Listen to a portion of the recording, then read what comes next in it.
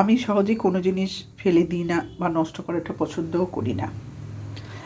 সেই জন্যে এই লাউয়ের খোলাগুলো আমি কী করেছি, হালকা সেদ্ধ করছি। সেদ্ধ না করলেও চলে, তবে 2-3 দিন আগে লাউটা এনেছিল, ভুলে গিয়েছিলাম।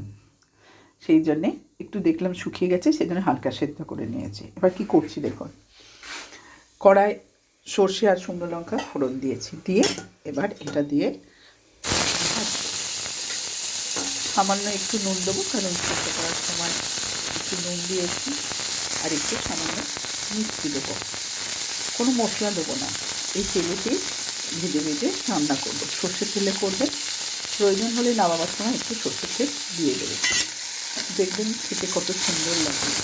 রুটি দিয়ে খান বা গরম ভাতে দিয়ে খান, খুব সুন্দর লাগে। দেখুন একটু সর্ষের তেল ছড়িয়ে দিয়েছি, এবার গ্যাসটা বন্ধ করে দেবো। একটুখানি ভেজে নিলাম। গরম গরম ভাতে খেয়ে দেখবেন বা রুটি দিয়ে খেয়ে দেখবেন, খুব ভালো লাগবে লাউয়ের খোলা ভাজা।